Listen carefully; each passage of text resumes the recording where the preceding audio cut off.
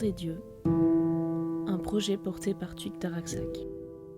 Bonjour à tous et bienvenue dans ce tout premier format podcast. On est aujourd'hui en compagnie de Mithil, autrement dit Mother of Crystal sur Instagram, qui est donc ici avec nous. Il y en a certains qui l'avaient deviné pour parler d'Aphrodite, puisque donc toi tu es dévote et tu as déjà officié pour Aphrodite, si je dis pas de conneries. Oui, j'ai officié en avril, il me semble. À l'occasion des Adonis. C'est ça, pour les Adonis. On va aujourd'hui parler d'Aphrodite, vous l'aurez compris. Est-ce que tu peux nous présenter donc cette divinité, nous expliquer de quel panthéon elle vient, puis on va parler un petit peu de sa naissance, qui est assez particulière. Tout à fait, tout à fait. Je te laisse la parole là-dessus. Aphrodite, elle est très généralement connue pour être du panthéon grec. C'est comme la divinité de l'amour, de la beauté, de la sexualité. Elle avait un culte un peu plus ancien dans les débuts de ses cultes en Grèce. Elle était très liée à la guerre. Ça a été un petit peu évincé par la suite. Elle a quand même des origines un petit peu plus orientales dans le sens où on a des cultes mésopotamiens et phéniciens, même voire égyptiens qui remontent à elle. Mais voilà, c'est généralement la divinité de l'amour grec. Et pour sa naissance, y a plusieurs versions par rapport à sa naissance. On a d'abord le mythe où ce serait la fille de Zeus et de Dionée, qui est une naïade, je crois. Et l'autre version qui est la plus répandue, qui vient de la Théogonie d'Hésiode, c'est qu'elle serait née du sexe castré d'Ouranos, qui serait tombé dans la mer. Et de ce sang, de ce sperme et de l'écume serait née Aphrodite. C'est sympathique. Oui, c'est une naissance tout bonnement. Bon, voilà, rien de plus normal, quoi. Donc, au niveau de la parenté, tu nous as dit il y a 2 versions, c'est ça ? Ouais, 2 versions. Il me semble que c'est Homère qui la place comme étant la fille de Zeus et de Dionée, et Hésiode qui la met comme naissant d'Ouranos. Et donc ces fonctions, tu nous as dit, c'est divinité de l'amour, de la sexualité. Elle patronnait un peu les jeunes filles aussi qui allaient se marier, pour les préparer justement, tu vois, à un devoir conjugal, entre guillemets, pour aussi la fertilité dans le mariage. Elle était vénérée à Sparte comme déesse de la guerre aux côtés d'Arès, qui est son amant / mari dans d'autres versions. Donc oui, elle a quand même pas mal de visages. Alors ça, c'est les plus connus. Après, il y a quand même d'autres cultes où elle était un peu plus sombre, donc plus liée à la guerre, plus liée parfois aux morts. Donc elle a beaucoup de visages et de facettes.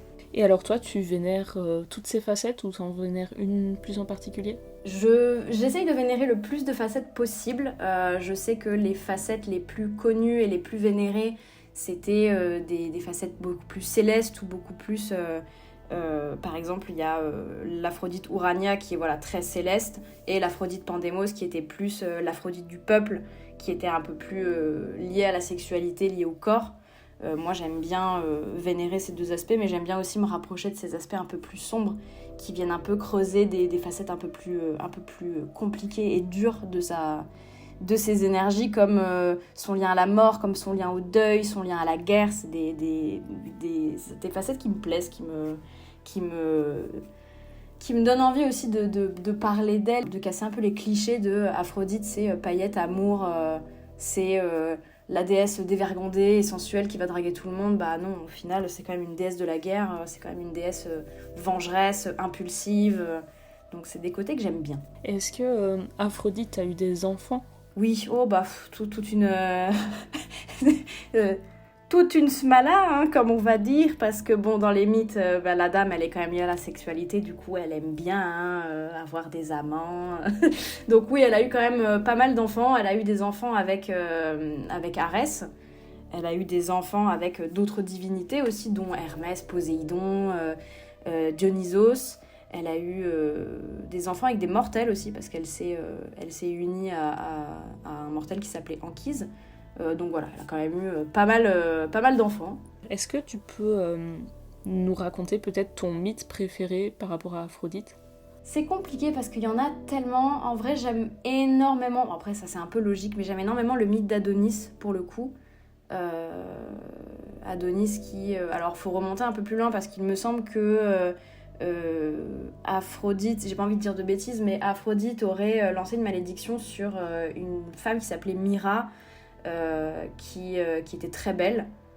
Et elle lui aurait lancé une malédiction pour que Mira ait des pulsions un petit peu, on va dire, olé olé vis-à-vis de son père. Donc on était vraiment dans une espèce de malédiction un peu incestueuse. Et Mira était complètement... comment expliquer ? Elle était plus forcément consciente de ce qu'elle faisait, donc du coup elle a séduit son père. Son père s'en est rendu compte, il l'a chassée, elle était enceinte. Elle a imploré je ne sais plus quel dieu qui l'a transformée en buisson de myrrhe du coup.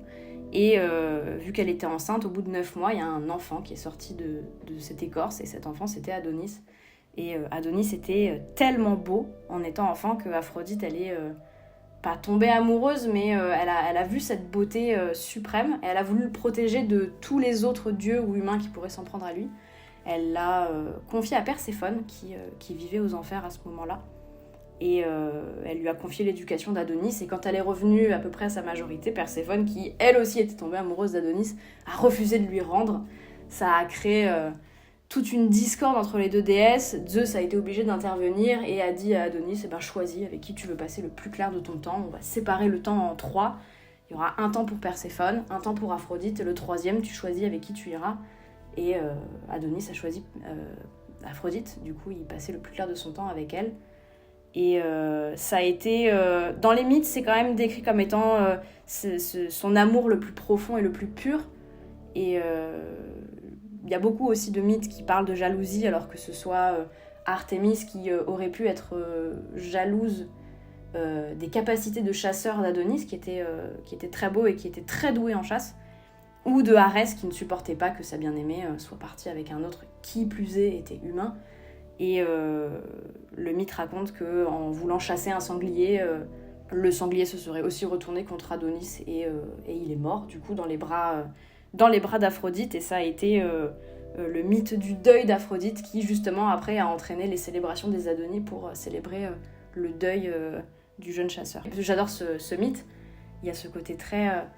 on voit l'aspect sombre d'Aphrodite, mais aussi un petit peu naïf et romantique de la déesse qui vit son amour, qui vit sa passion et qui le perd du jour au lendemain, donc c'est un peu des leçons aussi qu'on peut en tirer de ce mythe que j'aime bien. C'est dramatique presque. C'est très dramatique, mais moi j'aime bien. Ça fait un peu comédie, enfin pas vraiment comédie, mais plus drama, comédie romantique, tournée sur de la mythologie grecque, sous fond de vengeance, c'est sympa. En termes de célébration, du coup, tu viens de nous parler des Adonis. On fête aussi les Aphrodisies. C'est ça, on fête les Aphrodisies. Est-ce que tu pourrais nous en parler, nous expliquer ce qu'on célèbre en fait à ce moment-là ? Alors les Aphrodisies, c'est vraiment une célébration qui prenait part un peu dans toute la Grèce antique, ou du moins dans les régions où elle était quand même relativement vénérée. Et c'était vraiment rendre hommage à la déesse, la célébrer. Donc les célébrations pouvaient durer de plusieurs jours à plusieurs semaines. Ça dépendait des cités encore une fois. On venait nettoyer son temple, on venait nettoyer les statues, on venait faire des sacrifices et des offrandes. Les gens se réunissaient, il y avait des processions dans les cités.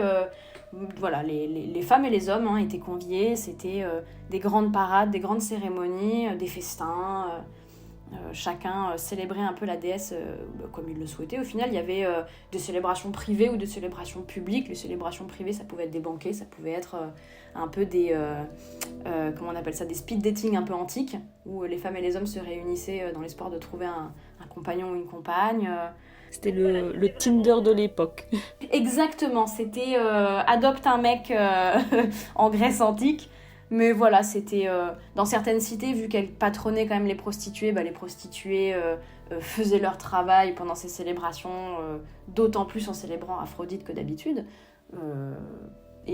Après, dans les temples un peu antiques ou au centre de son culte, notamment à Paphos, c'était des cérémonies religieuses avec transmission des mystères d'Aphrodite par le prêtre ou la prêtresse. Donc ça, c'était quand même aussi une grande cérémonie. Et puis voilà, c'était généralement des fêtes et des offrandes, quoi. On va partir dans un côté pratique et beaucoup plus personnelle maintenant. Mhm. Est-ce que tu peux nous raconter ta rencontre avec Aphrodite ? Ça doit faire 8 ou 9 ans maintenant ou moins que tu travailles avec elle ? Alors moins, parce que c'est arrivé vraiment pendant le confinement. Ah oui, ok. Donc ça fait 3 ans, on va dire. Ouais, ça fait 3 ans pile que je suis avec elle, presque. Mais pour ma pratique plus ésotérique, plus sorcière, entre guillemets, ça fait depuis... je vais avoir 28 ans et j'ai commencé, j'avais 18 ans. Donc ça va faire un long moment. Donc c'est ça que je confondais. Donc comment est-ce que tu t'es rendu compte que la déesse t'appelait, que t'avais envie de travailler avec elle et que elle aussi finalement ? J'ai pas eu, comme on peut penser... Alors j'ai cru pendant un moment que, tu sais, il y a cette espèce d'effet de mode où on dit les dieux doivent nous envoyer des signes pour qu'on leur réponde et pour entamer un travail spirituel. Moi, j'ai pas vraiment eu cette impression d'Aphrodite qui a toqué à ma porte en disant « Bonjour, je suis là, ouvre, du coup, laisse-moi rentrer ». J'ai plus eu cette impression d'acceptation de ma part dans le sens où j'étais complètement athée. J'étais plus tournée du côté animiste dans le sens où, tu vois, chaque chose a une énergie, chaque chose peut avoir un effet spirituel et énergétique sur l'humain. Et c'est le confinement et le fait de rencontrer plein de personnes qui étaient païens, du coup, qui m'a fait prendre conscience que, oui, c'était possible, déjà. Ça m'a ouvert un petit peu plus mes barrières spirituelles.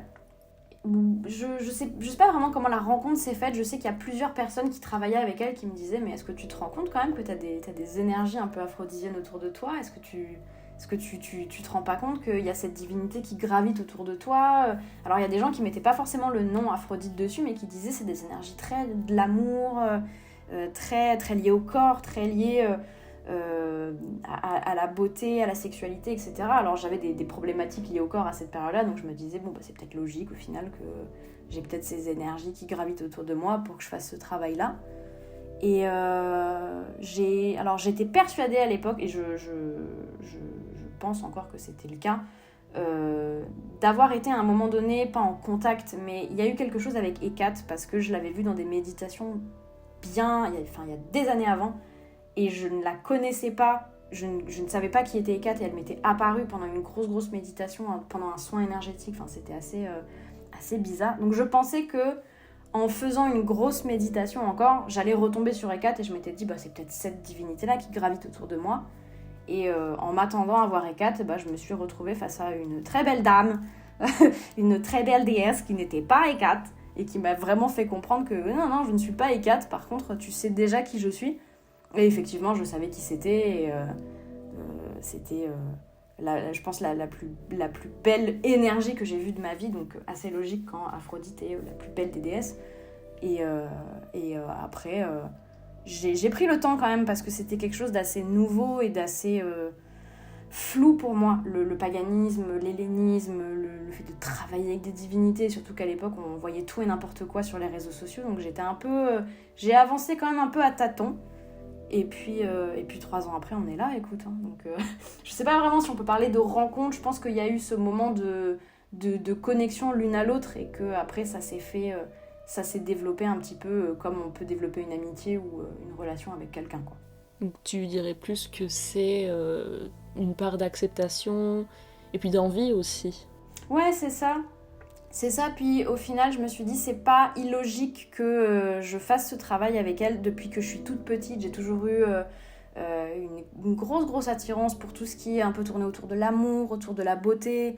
Quand j'étais petite, mon père me prenait en photo, donc moi je prenais la pose un petit peu, j'aimais bien m'apprêter, j'aimais bien être jolie. Donc après, tu vois, ça quand même, on reste un peu dans des clichés un peu aphrodisiens, mais j'ai toujours eu cet attachement à ces domaines-là de la vie, que ce soit l'amour, la famille, la beauté, même la sexualité, parce que c'est un domaine qui m'intéresse énormément d'un point de vue thérapeutique, entre guillemets, par rapport à la sexologie, tout ça, et au reste aussi, de par mon activisme féministe, mais ouais, c'était assez logique au final quand elle est arrivée dans ma vie. Et est-ce que tu te souviens des premiers travaux que tu as fait avec elle ? Je pense que ça a été des huiles. Je crois que c'était le premier truc que j'ai fait pour elle, c'était une huile inconsciemment, sans vraiment savoir qu'elle était liée au parfum, aux huiles magiques, etc. Ouais, je crois que j'ai fait une huile. J'avais fait un rituel aussi d'amour propre, il me semble. un gros rituel qui était très très lourd, qui était très très dur à faire. Mais je sais que j'ai eu des résultats incroyables et que j'ai vraiment... Je crois que c'est la première fois que j'ai vraiment ressenti ces énergies à elle, mais d'une puissance vraiment déroutante. Et c'est là où je me suis dit, ok, ouais, c'est pas le cliché de la petite énergie paillettes et papillons que j'ai pu voir sur les réseaux sociaux. C'est autre chose et c'est une énergie qui est très très impressionnante. C'est vraiment une puissance qui nous dépasse. Ouais, c'est ça. Dans ta pratique magique, elle t'accompagne vraiment au quotidien ? Ouais, elle m'accompagne au quotidien dans le sens où quand je me maquille ou quand je me prépare, c'est des choses que je lui ai consacrées, donc forcément elle est dans un coin de ma tête et je vais lui faire une prière ou lui faire un petit mot. C'est allumer les bougies, c'est faire mes travaux de dévotion, hein, donc ça va être de nettoyer la statue, de faire des offrandes, de nettoyer l'autel, d'acheter énormément de choses parce que je pense qu'elle est aussi patronne de mon porte-monnaie. Enfin voilà, c'est les choses quotidiennes de la vie, c'est tu vois de lui consacrer mes séances de sport dans le cliché un petit peu du corps et de la beauté, c'est lui consacrer aussi des moments un petit peu plus olé, que ce soit seul ou avec mon compagnon, c'est ouais tous les domaines de la vie aussi que je lui consacre, le travail sur moi, mon introspection, mon travail sur ma part sombre, il a été fait avec elle aussi, donc elle intervient un peu à tous les niveaux de ma vie, ouais. Et au niveau du travail sur les parts d'ombre, tu dirais que ça t'a fait travailler sur quoi ? Je pense que, alors je sais, c'est quelque chose qui revient assez quand on discute entre dévots, c'est que la divinité nous met un petit peu face au pire recoin de notre esprit, tu vois, un peu ces démons-là qu'on aurait enfermés. Et ben Aphrodite, elle a ouvert les portes, elle a dit maintenant tu vas arrêter de les laisser dans une pièce et tu vas les confronter en fait, parce que c'est pas possible. Et du coup, elle m'a vraiment... j'aime bien dire qu'elle m'a un petit peu mis le nez dans mon caca, mais c'était nécessaire parce que c'était des choses que j'avais un peu refoulées et que j'avais du mal à travailler. Du coup, elle m'a vraiment aidée à travailler sur ma vision du corps, sur ma vision de la sexualité, sur la confiance en moi qui était complètement brisée depuis des années, sur énormément de domaines aussi où j'utilise souvent cette phrase, mais Aphrodite, elle m'a littéralement donné des armes et elle m'a dit voilà, moi je vais pas t'aider parce que c'est pas mon rôle de me battre à ta place, mais par contre je vais t'accompagner dans cette bataille et je vais te donner les armes parce que c'est toi qui as le pouvoir. Voilà. Moi je peux que te tenir la main, mais par contre 99% du travail c'est toi qui vas le faire et moi je serai là en soutien. Et c'est ce qu'elle a fait et des fois je peux très bien l'appeler en sanglotant en disant aide-moi et je ressens ces énergies un peu qui me disent bah non, en fait, là tu fais ton caca nerveux pour rien, ça te fera pas avancer, arrête de chialer et relève-toi. Et je me dis bon, ok, d'accord, j'y vais. Donc c'est son côté très guerrier qui me prend en charge aussi et ça j'aime bien. S'il y a des personnes qui souhaiteraient amorcer un travail avec cette déesse, quel conseil est-ce que tu pourrais leur donner ? Je pense que le conseil c'est un peu, pour toutes les divinités, c'est pareil, c'est d'apprendre à connaître la divinité. C'est pas tout de suite de dire ah tiens, je prends contact avec Aphrodite ou une autre divinité et je commence des travaux magiques, je commence à faire des gros rituels, je commence à faire ci, je commence à faire ça. Je pense que le travail avec une divinité, c'est comme une relation avec quelqu'un qu'on rencontrerait, c'est on apprend doucement à connaître la personne, on se familiarise un peu avec ses énergies, on fait quelques méditations, on se renseigne un peu sur le culte, les grandes célébrations, on essaye de discuter avec d'autres personnes pour voir un petit peu toi comment tu pratiques et toi comment tu pratiques, ok, chacun a une vision un peu différente. Donc c'est vraiment de se familiariser doucement avec elle parce que pour avoir parlé avec d'autres personnes qui travaillent avec elle ou d'autres dévots, chacune des relations est différente parce que Aphrodite, elle a cette facilité à avoir plusieurs énergies et plusieurs facettes, dans le sens où elle représente la beauté globale. Donc une Aphrodite, comment elle m'apparaît à moi, n'apparaîtra pas de la même façon à quelqu'un d'autre. Donc voilà, c'est vraiment peut-être de prendre le temps, de se familiariser, d'apprendre à la connaître surtout. Pas forcément vis-à-vis des mythes, mais aussi de son histoire, de son culte archéologique, de ses ascendances aussi, de savoir d'où elle vient, comment elle est arrivée en Grèce, comment après elle s'est transformée, entre guillemets, parce que c'est pas de la transformation, mais comment après elle a été assimilée par les Romains et que Vénus est née, et comment on peut la rapprocher d'autres divinités de l'amour dans le monde. Donc voilà, c'est de travailler un petit peu et de se connecter à ces énergies-là petit à petit. C'est vrai que dans pratiquement toutes les mythologies, on a quand même une figure de l'amour qui revient, ou même de la fertilité, ouais. Etc. sans être pour autant toujours la même. Tu viens de parler de Vénus, par exemple, c'est un bon exemple. Il y a des différences entre Aphrodite et Vénus qui sont quand même majeures. Est-ce que tu pourrais nous en citer quelques-unes à titre informatif ? Alors, il me semble que Vénus n'a pas du tout l'aspect guerrier d'Aphrodite. Donc ça, c'est quand même une chose que les Romains ont enlevé parce que les Romains se sont dit, on a déjà Mars, on a déjà Athéna. Alors, j'ai plus son nom romain, Athéna, mais bref, voilà. Et ils ont associé aussi Vénus, ils ont associé Aphrodite parce qu'ils avaient déjà une divinité des jardins qui était liée un peu à la fertilité et à l'amour. Et ils ont assimilé cette divinité à Aphrodite et ils ont eu cette Vénus, entre guillemets. Donc Vénus, elle est très liée au jardin, chose qu'Aphrodite n'est pas forcément.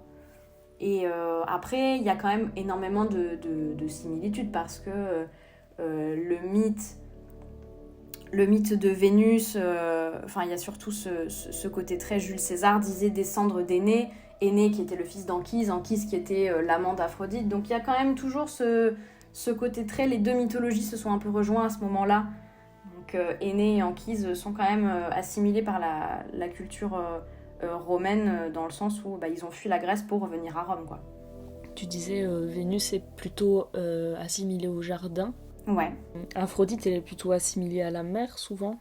Je sais pas si on en a déjà parlé. Il y a ce côté d'Aphrodite qui a une triple facette dans le sens où Aphrodite règne sur le monde céleste, le monde terrestre et le monde marin. Donc il y a ça aussi. Chose que je crois que Vénus n'a pas. Alors il doit y avoir quand même ce côté très marin parce que la naissance de la Vénus par exemple, donc dans la mythologie romaine, je pense que Vénus aussi est née de la mer. Mais c'est vrai qu'il y a moins cet aspect marin ou peut-être cet aspect céleste. Après, c'est le culte de Vénus, je le maîtrise pas forcément. C'est pas la culture romaine, je la maîtrise pas du tout. Chose que je devrais remédier. Mais oui, c'est... Alors après, voilà, c'est quand même deux entités relativement différentes. Mais il y a quand même de grosses similitudes. Et puis après, voilà, on connaît aussi... l'expansion du monde romain et le fait qu'ils ont été très très respectueux avec les divinités des peuples où ils pouvaient arriver et ils les ont pas supprimées mais assimilées à leur panthéon, donc ça c'était super. En termes d'attributs, est-ce que tu pourrais nous en citer quelques-uns ? Alors les attributs, on va être sur les trucs un peu général, un peu cliché du coquillage, de la rose qui est la plante liée à l'amour. On a, pour tout ce qui est un peu du matériel, on a la ceinture d'or. C'est la ceinture qui lui donne ce pouvoir d'attraction qui lui a été offert par les heures quand elle est née. On a le miroir aussi. Aphrodite, elle est très liée au miroir, au parfum, à tous ces attributs, tu vois, un peu coquets, un peu féminins. Elle est très liée aussi... à des animaux comme la colombe, comme, il me semble, la tortue, certains animaux marins, des oiseaux, donc voilà, colombe, tourterelle, le goéland aussi, il me semble, les oiseaux marins sont très liés à elle, le dauphin, la pomme, en lien avec le mythe de la pomme de la discorde et de la guerre de Troie après. Après, voilà, ça va être... l'encens, le parfum, dans tous ces encens-là, on va avoir le myrte, la myrrhe, la rose, tout ce qui est des fleurs, c'est très, très féminine, des parfums très féminins, donc le jasmin, toutes ces choses-là. Je pense que c'est déjà pas mal en termes d'attributs. Alors après, moi je rajoute toujours ces attributs un peu guerriers, donc de sa lance. Il y a une belle représentation d'elle, une sculpture... où elle était censée avoir une lance et elle l'a perdue au fil du temps malheureusement. Mais voilà, je pense que c'est déjà une belle liste d'attributs. Donc oui, il y a pas mal de mythes autour d'Aphrodite. C'est vrai que c'est pas le cas pour toutes les divinités. Toutes les divinités n'ont malheureusement pas autant de renseignements. Qu'est-ce que tu nous conseilles de lire pour se renseigner sur Aphrodite et ses mythes ? Alors pour Aphrodite, il y a quand même, je pense toujours, la base des bases. Moi, je prends toujours les mythes avec des pincettes parce qu'il faut quand même les remettre dans un contexte un petit peu socio-culturel et politique de l'époque parce que la religion à l'époque venait servir un discours politique aussi. Donc c'est bien de lire les mythes, je trouve, pour un peu comprendre comment à l'époque on voyait Aphrodite et pour avoir la plupart de ces histoires. Donc on va passer par Hésiode, par Homère, par Platon, qui dans son œuvre Le Banquet parle d'Aphrodite, parle d'Eros. Des grandes œuvres aussi littéraires comme Sappho, qui était poétesse grecque et qui était prêtresse d'Aphrodite aussi. Donc voilà, ça c'est un peu les bases. Après, pour des œuvres un peu plus modernes, moi j'ai énormément aimé le livre d'Iriadèle, donc d'Alliance Magique. Qui vient d'ailleurs de sortir un livre sur Athéna, si jamais vous ne l'avez pas vu. Je ne l'ai pas lu, mais de ce que je sais, Iriadèle, c'est une très très bonne autrice. J'aime beaucoup ses interprétations et ça se sentait dans le livre d'Aphrodite qu'elle a vraiment tissé une relation très personnelle, encore une fois, parce qu'il y avait des aspects, moi, qui me parlaient peut-être pas forcément, et d'autres qui rejoignaient beaucoup ma vision de la déesse. Et non, j'ai trouvé son livre très très pertinent. Alors après, il y a aussi, moi j'ai beaucoup aimé lire ces bouquins, même si ça m'a pas non plus peut-être appris grand-chose, mais c'est peut-être bien pour débuter. C'est les livres de Irisania Moon, donc c'est une prêtresse américaine d'Aphrodite. Elle a fondé un mouvement, je crois que c'est le culte d'Aphrodite Astéria. Donc il n'y a pas vraiment de sources ou d'écrits par rapport à tout ça, mais elle a écrit 2-3 livres sur Aphrodite qui sont bien, qui reprennent des informations un peu générales, comment se connecter à elle, les différentes célébrations, d'autres même plus modernes qu'elle a pu créer avec sa communauté. Donc je les ai trouvés très très bien. Après, il y a aussi l'ouvrage qui est peut-être un peu compliqué à lire, c'est Vénus, déesse de la chair. J'ai plus le nom de l'auteur. Mais c'était aussi très très pertinent, et peut-être un peu plus compliqué à lire pour les personnes qui débuteraient.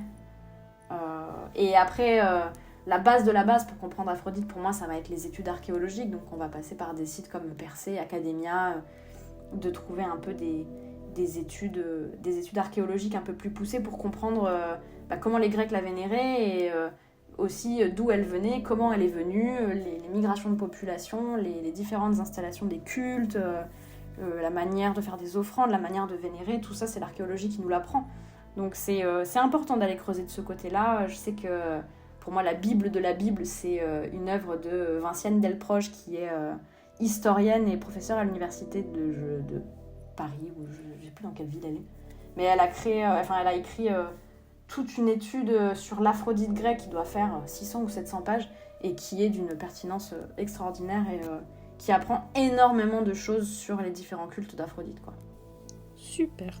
Eh ben écoute, merci beaucoup pour toutes ces recommandations. Est-ce que t'as autre chose à ajouter avant qu'on finisse tout doucement ? Écoute, non, je pense qu'on a fait le tour des énergies d'Aphrodite et qu'on a un peu parlé d'elle sans trop révéler pour que ça donne envie aux personnes d'aller creuser un petit peu ces histoires et ces mythes. Du coup, je renseigne aussi forcément ton Instagram. Je demande toujours, est-ce que les gens peuvent te contacter ou est-ce que tu préfères pas ? Oui, non, franchement, je reste toujours disponible, que ce soit pour Aphrodite ou pour autre chose, même dans une pratique un peu plus ésotérique. Vraiment, c'est un peu mon rôle aussi d'accompagner maintenant. Du coup, je le fais toujours avec plaisir, vraiment. Parler d'Aphrodite, si on me lance là-dessus, je peux rester des heures à parler d'elle, donc il n'y a aucun souci. Du coup, ton Instagram, c'est Mother of Crystal. Je l'affiche à l'écran maintenant pour ceux qui voudraient aller voir. Et vous aurez aussi évidemment le lien dans la description. Pour tout ce qui va être recommandation, vous les aurez aussi en description, tout ce que tu as recommandé du coup. Et je te dis un tout grand merci. Eh ben merci à toi. Petit mot de la fin pour rappeler aux gens de faire ça avec le cœur et avec amour, je ne sais pas. Je pense pour terminer, c'est... Aphrodite, elle représente la beauté, elle représente l'amour, elle représente la passion et le désir, et c'est des choses sans forcément être dans le cliché de l'amour, ça va être une relation, quoi que ce soit. L'amour, la beauté, la sexualité, c'est des énergies qui sont partout autour de nous. Donc c'est un peu la leçon d'Aphrodite aussi, c'est d'ouvrir les yeux, de lever la tête et de contempler un peu le monde d'une autre façon et de se l'approprier surtout et d'avancer sereinement. Et moi, c'est ce qu'elle m'a transmis, d'avancer sereinement parce que j'ai les armes en main et j'ai le pouvoir en moi. Et du coup, c'est ce que je vous transmets aussi parce que parfois, on a besoin d'un petit coup de pouce pour se dire comment je peux avancer, vous pouvez avancer et vous aurez toujours les armes en main à l'intérieur de vous et vous êtes capable de tout accomplir et c'est la leçon qu'elle m'a transmise. Donc je le transmets à mon tour. Merci beaucoup d'être venu nous parler d'Aphrodite, c'était vraiment super. Je te fais plein de bisous, on vous fait plein de bisous à vous aussi. Oui, merci madame. Prenez soin de vous et on se retrouve très bientôt pour d'autres épisodes. J'espère que cet épisode vous a plu. Je tiens à rappeler quand même que je suis disponible par mail si jamais vous avez envie de contribuer à cette série de podcasts. Donc n'hésitez pas à me contacter et n'hésitez pas également à commenter si jamais vous avez envie d'en savoir plus ou que vous avez des souhaits particuliers au niveau des épisodes que vous voudriez. On vous fait plein de bisous et on vous dit à très bientôt.